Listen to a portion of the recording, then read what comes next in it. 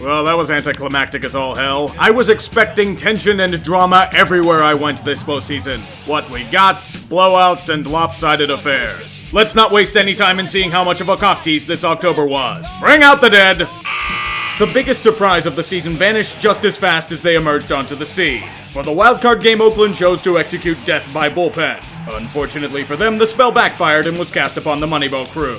It was almost like a painful slap back to a reality of irrelevance. The lowest payroll and great underdogs of baseball being walloped by the hefty pockets of the Yankees. It's an analogy of capitalism. Despite having a significant edge in terms of tactics, organization, and passion, pumping shitloads of money into something always wins out. The Oakland A's are small business as the Yankee Walmart eats their customer base, forces them to close, and eventually work for the soulless corporate machine. Enjoy an eternity of wage slavery. Pity, I kinda wanted to build that shrine to Billy Bean.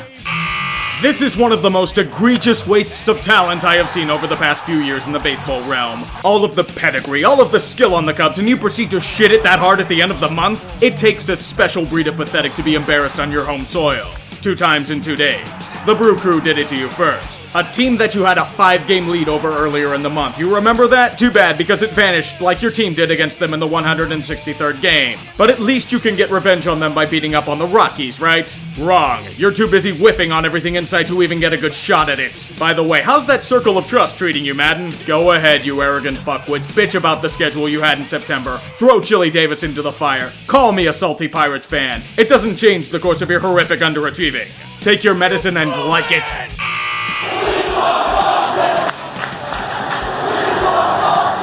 Oh, you want Boston, Yankees fans? Well, you're gonna get Boston, alright. All of it right up your perky virgin asshole. There's humiliation and there's what the Red Sox did to you. Game 3 was the literal microcosm of this series. Boston straight up destroying and dismantling the so-called New Age Bronx Bombers. You may as well have launched a nuke onto Yankee Stadium. There was so much death and destruction they wrought on your franchise. Yes, Yankee fans, cry into your grossly overpriced Johnny Rockets burger while hanging on to those 27 titles. It will not save you from Boston owning the fuck out of you like the majority of the past 15 years. Or your pitching failing you in your time of need.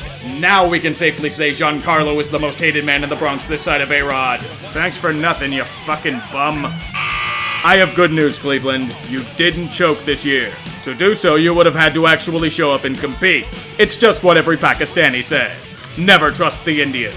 They'll betray you every single time. This was no series. Cleveland was straight up blown the fuck out of the ballpark. The Astros are a machine, yes, but you did nothing to inspire confidence. The bullpen, pure trash. Carlos Ramirez vanished yet again. The reality is staring you right in the face. You're not good enough. You're a squad that coasted into the playoffs thanks to a pathetic division and were properly exposed for the frauds you are. Do you want to know the worst part of all of this is? They proved me right! How in God's name do you manage to do that? Making me eat a gigantic pile of shit is as routine as breathing.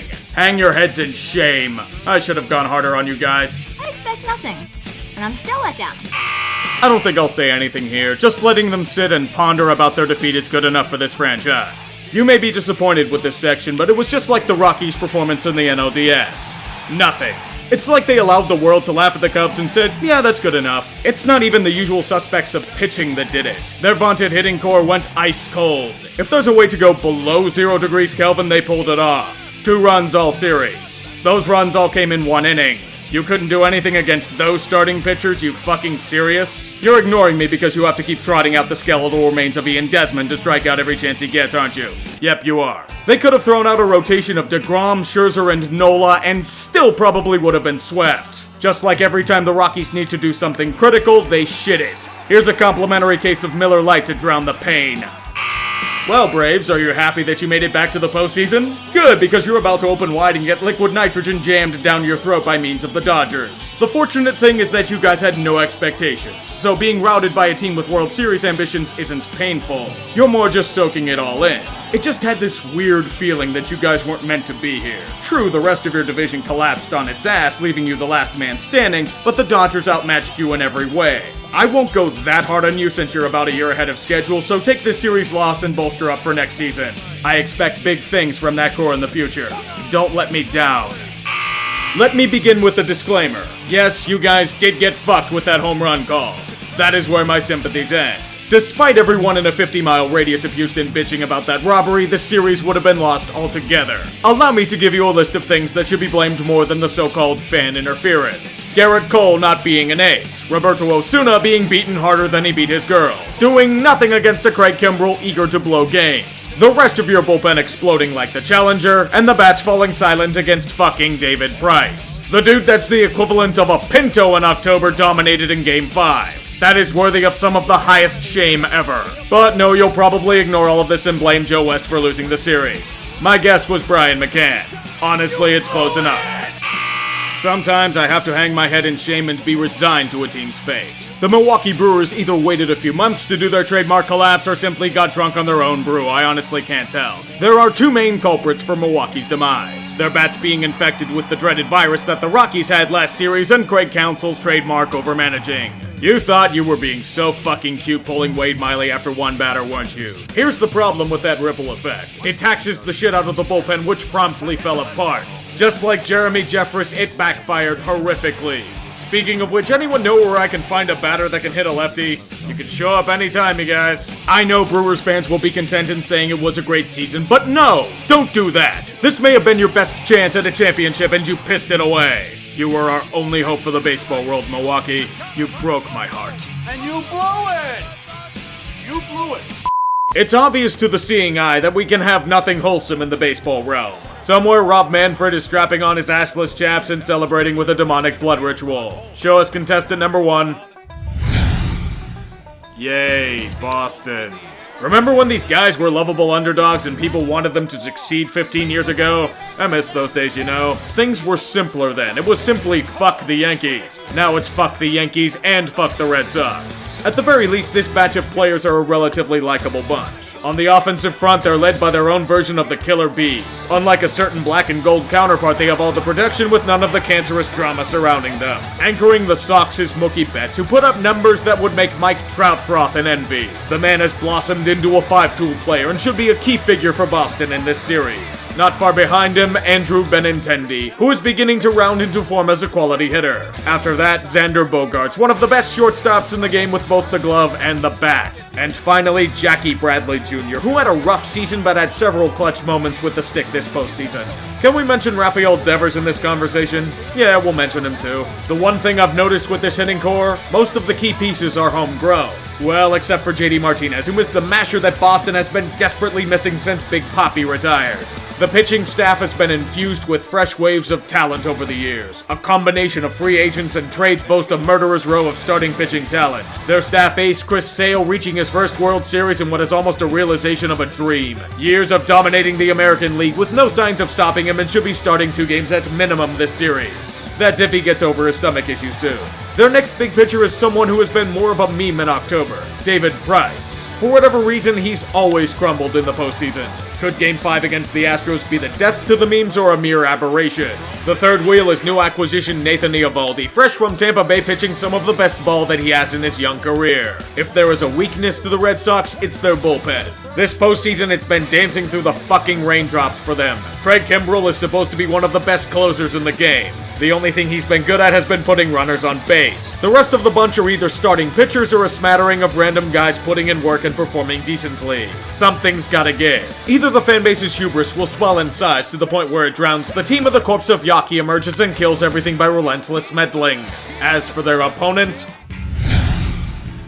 a return to the World Series for a team that knows how to burn money less efficiently than the Red Sox do. The Dodgers, hoping for a better result than last season's pain. You have to remember, earlier in the year, they looked rough and shot to shit. There were even grumblings that they wouldn't make the playoffs. Unfortunately, they've once again revived and imposed their will on the two franchises that got caught in the crossfire, even if they had trouble putting away the Brew Crew. Regardless, one of the highest payrolls in baseball is back with a vengeance. There are a few key changes from last year's World Series team. Kyle Seager is out for the season, but replacing him are a few guys that came out of nowhere. If you were to ask me who Max Muncy was this time last year, I'd have given you a weird look.